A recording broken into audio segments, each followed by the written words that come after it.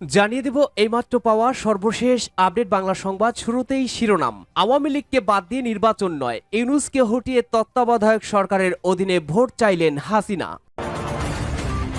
এরপরেই জানাবো, ক্ষমতা জনগণের হাতে, নির্বাচনমুখী হলে কেউ ঠেকাতে পারবে না মন্তব্য স্বরাষ্ট্র উপদেষ্টার। এদিকে অগণতান্ত্রিক শক্তি নির্বাচন বিলম্বিত করতে চায়, অভিযোগ বিএনপি নেতা সালাউদ্দিন আহমেদের। জানাবো, পিয়ার বিতর্ক, বাড়ছে উত্তাপ, রাজনৈতিক উত্তাপ যা আলোচনার টেবিল থেকে ছড়িয়ে পড়ছে রাজপথে।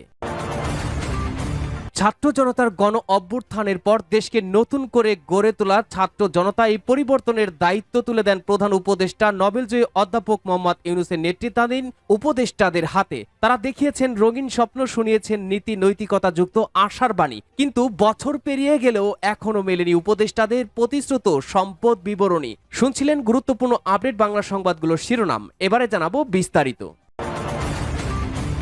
আওয়ামী লীগকে বাদ দিয়ে নির্বাচন নয়, ইউনূসকে হটিয়ে তত্ত্বাবধায়ক সরকারের অধীনে ভোট চান হাসিনা। হাসিনা আরও বলেছেন, আওয়ামী লীগ গণতন্ত্রে বিশ্বাস করে, আমরা সর্বদা নির্বাচনের মধ্য দিয়ে ক্ষমতায় এসেছি। মানুষ ভোট দিলে আছি, নয়তো নাই, ফল যা হবে মেনে নেব। তবে ইউনূস সরকারের অধীনে ভোট হতে পারে না, ভোট হোক তত্ত্বাবধায়ক সরকারের অধীনে। মোহাম্মদ ইউনূস সরকারকে হটিয়ে তত্ত্বাবধায়ক সরকারের অধীনে ভোট করার দাবি তুললেন শেখ হাসিনা। তার বক্তব্য, আমি পদত্যাগ করিনি, এখনো আমি বাংলাদেশের নির্বাচিত প্রধানমন্ত্রী, তবুও দেশবাসীর স্বার্থে চাই ভোট হোক। হাসিনা আরও বলেছেন, আওয়ামী লীগ গণতন্ত্রে বিশ্বাস করে, আমরা সর্বদা নির্বাচনের মধ্য দিয়ে ক্ষমতায় এসেছি।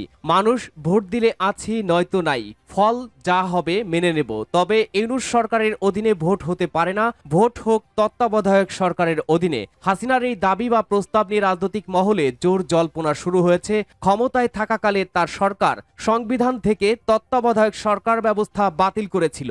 এমন সরকারের মেয়াদ মাত্র 3 মাস। শুধু নির্বাচন পরিচালনার জন্য এমন সরকার গঠনের বিধান রাখা হয়েছিল। বাংলাদেশ হাইকোর্টের একটি রায়ে ওই ব্যবস্থাকে সংবিধান বিরোধী বলে আখ্যা দেওয়ার পর হাসিনা সরকার সেটি বাতিল করে। সেই ধারা পুনরায় সংবিধানে অন্তর্ভুক্ত হওয়ার সুযোগ এসেছে হাসিনা ক্ষমতাচ্যুত হওয়ার পর। হাইকোর্টে তত্ত্বাবধায়ক সরকার ব্যবস্থা ফেরানোর রায় দিয়েছে। সেই রায় কার্যকর করা হলে ইউনূস সরকারের বিদায় নেওয়ার কথা। আওয়ামী লীগ নেত্রী কেন তার ওই বাতিল করা তত্ত্বাবধায়ক ব্যবস্থায় ভোট চাইছেন? রাজনৈতিক মহল মনে করছে, তিনি আশা করছেন তত্ত্বাবধায়ক সরকার আওয়ামী লীগকে নির্বাচনে অংশ নেওয়ার সুযোগ করে দিতে পারে। সেক্ষেত্রে অবশ্য বিচার্য হবে কে এই সরকারের প্রধান হবেন এবং সেনাবাহিনীর ভূমিকা কি হবে। আওয়ামী লীগের এক নেতার কথায়, তারা ইউনূসকে হটানোর পাখির চোখ করেছেন। বর্তমান অন্তর্বর্তী সরকার পুরোপুরি বিএনপির হয়ে কাজ করছে। তারেক জিয়া প্রধানমন্ত্রী হলে ইউনূসকে রাষ্ট্রপতি করার প্রস্তাব নিয়েও আলোচনা চলছে বিএনপির অন্দরে। যদিও এ বিষয়ে দলে তীব্র মতবিরোধ আছে। শুক্রবার ছিল বঙ্গবন্ধু শেখ মুজিবুর রহমানের 50তম মৃত্যুবার্ষিকী। এ উপলক্ষে দলের ফেসবুকে ভাষণ দিয়েছেন হাসিনা। ভাষণের একেবারে শেষ প্রান্তে এসে তিনি নির্বাচনের প্রসঙ্গ উত্থাপন করেন। ইউনূস সরকার আওয়ামী লীগের কার্যকলাপ নিষিদ্ধ ঘোষণা করেছে। নির্বাচন কমিশন ওই দলের নিবন্ধনও বাতিল করেছে। ফলে আইনত আওয়ামী লীগের ভোটে অংশ নেওয়ার কোনো সুযোগ নেই। হাসিনা প্রশ্ন তুলেন, যে দলটি দেশ স্বাধীন করলো, দেশ গড়ে তুললো, তাদের বাদ দিয়ে কি করে নির্বাচন হয়? আওয়ামী লীগ মনে করছে তাদের বাতিল করা তত্ত্বাবধায়ক সরকার ব্যবস্থাই দলের সুদিন ফেরাতে পারে। এ বিষয়ে প্রথম মুখ খুলেছিলেন সাবেক তথ্য ও সম্প্রচার প্রতিমন্ত্রী মোহাম্মদ আলী আরাফাত। মাস 5-6 আগে তিনি এক সাক্ষাৎকারে তত্ত্বাবধায়ক সরকারের অধীনে ভোট করার দাবি উত্থাপন করেন। তা নিয়ে দলের মধ্যে বিভ্রান্তি তৈরি হয়। হাসিনা শুক্রবারের ভাষণে তাতে সিলমোহর দিলেন। বলা চলে, আওয়ামী লীগ নেত্রী বলেন, ইউনূস দেশকে ধ্বংস করে দিয়েছেন, নতুন করে বাংলাদেশকে গড়ে তোলা দরকার।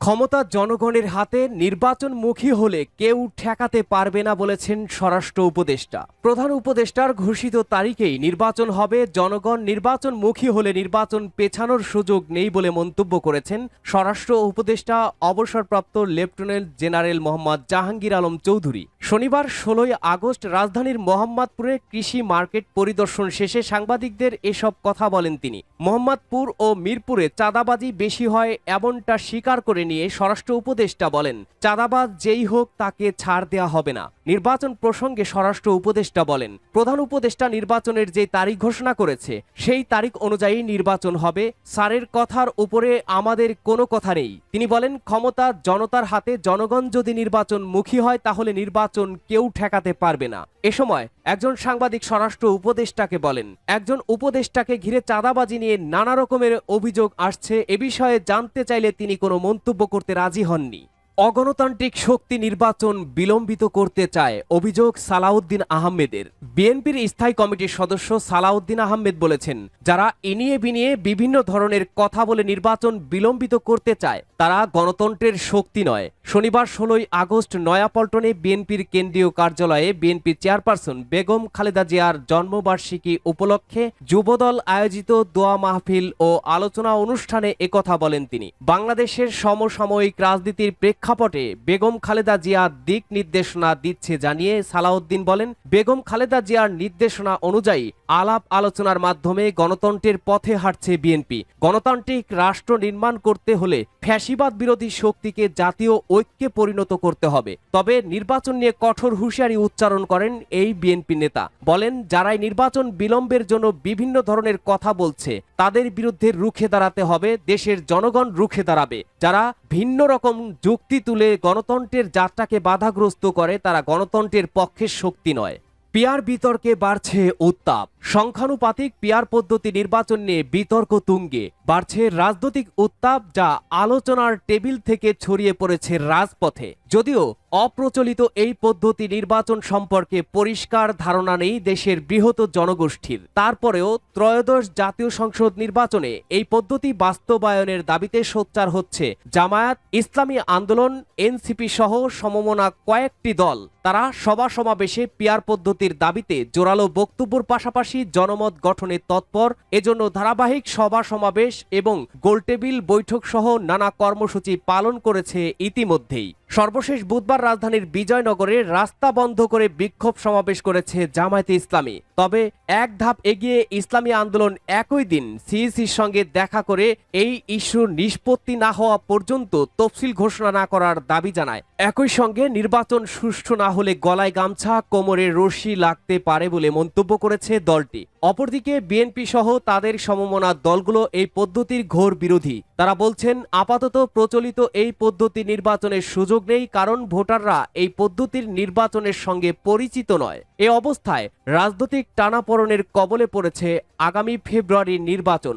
এ নিয়ে চলছে নানামুখী গুঞ্জন। বাড়তি যোগ হয়েছে এনসিপির মুখ্য সমন্বয়ক নাসিরউদ্দিন পাটোয়ারির ফেব্রুয়ারিতে নির্বাচন হবে না এই মন্তব্য। পর্যবেক্ষক মহলের মতে ত্রয়োদশ জাতীয় সংসদ নির্বাচনের একটি সম্ভাব্য সময়সীমা ঘোষিত হয়েছে সম্প্রতি। তবে দিনক্ষণ চূড়ান্ত হয়নি। এই অবস্থায় সংখ্যানুপাতিক অর্থাৎ পিয়ার পদ্ধতি নির্বাচনকে কেন্দ্র করে পক্ষে বিপক্ষের বক্তব্য রাজনীতিতে উত্তাপ ছড়াচ্ছে। বছর পেরিয়ে গেলেও মেলেনি উপদেষ্টাগণের সম্পদের বিবরণী। আওয়ামী লীগ সরকার পতনের 1 বছর, ছাত্র জনতার দৃঢ়তায় দেশে এসেছে নতুন সূর্য। হাজারো ছাত্র জনতার রক্তের উপরে দাঁড়িয়ে আছেন উপদেষ্টারা। স্বপ্নটা দেশকে নতুন করে গড়ে তোলার। ছাত্র জনতা এই পরিবর্তনের দায়িত্ব তুলে দেন প্রধান উপদেষ্টা নোবেলজয়ী অধ্যাপক ডক্টর মোহাম্মদ ইউনূসের নেতৃত্বাধীন উপদেষ্টাদের হাতে। তারা দেখিয়েছেন রঙিন স্বপ্ন, শুনিয়েছেন নীতি নৈতিকতাযুক্ত আশার বাণী। কিন্তু বছর পেরিয়ে গেলেও এখনো মেলেনি উপদেষ্টাগণের প্রতিশ্রুত সম্পদ বিবরণী। বরং নিয়মিতভাবেই কিছু উপদেষ্টার দুর্নীতির প্রত্যক্ষ ও পরোক্ষ তথ্য উঠে আসছে। গত বছরের 1 অক্টোবর উপদেষ্টাদের সম্পদ বিবরণী প্রকাশে একটি নীতিমালা করে জনপ্রশাসন মন্ত্রণালয়। 2024 সালের 14 আগস্ট অন্তর্বর্তী সরকারের আইন উপদেষ্টা অধ্যাপক আসিফ নজরুল এক সংবাদ সম্মেলনে বলেছিলেন, সুপ্রিম কোর্টের সঙ্গে পরামর্শ করার পর বিচার বিভাগীয় সব কর্মকর্তা ও তাদের পরিবারের সদস্যদের দেশে বিদেশে থাকা স্থাবর ও অস্থাবর সম্পদের হিসাব বিবরণী 10 কর্মদিবসের মধ্যে দাখিল করার নির্দেশ দেওয়া হয়েছে। এভাবে উপদেষ্টা ও সমমর্যাদার ব্যক্তিদেরও সম্পদের হিসাব দাখিলে আইনি বাধ্যবাধকতা আনা হয়েছে। 25শে আগস্ট প্রধান উপদেষ্টা ডক্টর মোহাম্মদ ইউনূস বলেন, বর্তমান সরকার দুর্নীতির বিরুদ্ধে স্পষ্ট অবস্থান গ্রহণ করেছে। আমাদের সকল উপদেষ্টা দ্রুততম সময়ের মধ্যে তাদের সম্পদের হিসাব বিবরণী প্রকাশ করবেন। পর্যায়ক্রমে এটা সকল সরকারি কর্মকর্তাদের ক্ষেত্রেও নিয়মিত এবং বাধ্যতামূলক করা হবে। সম্পদ বিবরণী প্রকাশের মাধ্যমে স্বচ্ছতা, জবাবদিহিতা নিশ্চিতের একটা বড় উদাহরণ হতে পারত দেশে। সম্পদ বিবরণী কেন দেওয়া হলো না, এ নিয়ে বিবিসি বাংলা একটি প্রতিবেদন প্রকাশ করে। সম্প্রতি সাবেক সরকারি কর্মকর্তা এবিএম আব্দুস সাত্তার নাম উল্লেখ না করে কয়েকজন উপদেষ্টার বিরুদ্ধে অভিযোগ উত্থাপন করলে এটির চর্চা আরও বেড়ে যায়। এ বিষয়ে অর্থনীতিবিদ ও সিপিডির সম্মানী ফেলো ডক্টর দেবপ্রিয় ভট্টাচার্য বলেন, ঘটনাটা অনেকটা শেখ হাসিনার মতোই হলো। কারণ উনিও ওনার নির্বাচনী ইস্তেহারে প্রতিশ্রুতি দিয়েছিলেন যে ওনার পুরো যে মন্ত্রিসভা বিত্ত বৈভব আয়ের ব্যাপারে তথ্য দেবেন, উনি সেটা রক্ষা করেননি। আমাদের অনেক প্রত্যাশা ছিল যে বর্তমান সরকার একটা নতুন নজির স্থাপন করবে। দুঃখজনকভাবে সেটাও হয়নি।